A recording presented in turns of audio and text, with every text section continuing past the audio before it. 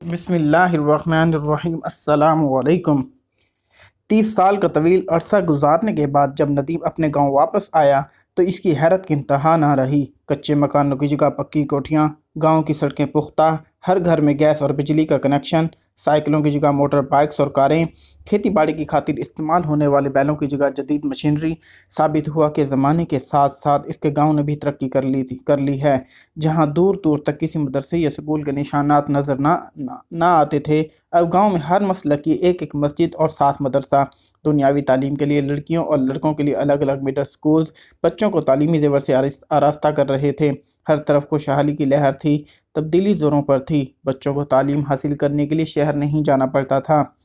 یہ بھی سننے میں آیا کہ گاؤں والے ہائی سکولز کا بھی مطالبہ کر رہے تھے، مطلب کہ ہر طرح کا شعور اجاگر ہو چکا تھا۔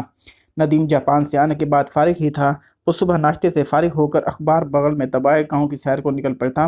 گلیوں سے گزرتا ہوا وہ اپنے کھیتوں کا بھی معائنہ کرتا۔ مزاروں سے ہیلو ہائی کرنے کے بعد دوپہر کو لوٹ آتا۔ ایک دن اس نے اپنے ایک دوست کی خیریت دریافت کرنے کا پروگرام بنایا اور آہستہ آہستہ گاؤں کے شمال کی جانب جہاں اس کا دوست رہتا تھا چل پڑا۔ یاد رہے کہ اس کا دوست جس کا میں خاص ذکر کر رہا ہوں ایک بوڑھا برگد کا درخت تھا۔ ندیم کا بچپن اسی برگد کے درخت کے نیچے ہی گزرا تھا۔ وہ اسی مہربان درخت کی چھاؤں میں پل کر جوان ہوا تھا، کیونکہ اس گاؤں میں پہلے ایک پرائمری سکول ہوا کرتا تھا جس کی بلڈنگ تو برائے نام تھی۔ گاؤں کے سبھی لڑکے لڑکیاں اس درخت کی چھاؤں میں ٹاٹ یعنی کہ بھوری پر بیٹھ کر تعلیم حاصل کرتے تھے۔ ندیم کے دادا مرحوم بھی بتایا کرتے تھے کہ بیٹا یہ برگد کا درخت ہمارے بھی پیدا ہونے سے پہلے کا ہے۔ ندیم نے جب سے ہوش سنبھالا اسی برگد کے نیچے رونقیں ہی رونقیں دیکھی تھیں۔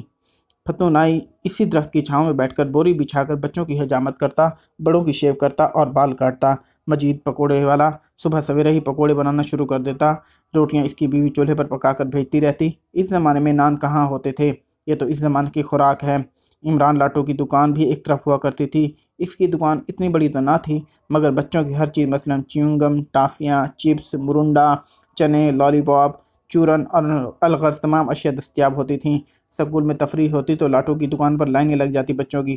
گاؤں میں ہر طرح کا سکون تھا۔ بوڑھے جو فارغ البال تھے ایک طرف چٹائی بچھائے بارہٹانی کھیل رہے ہوتے۔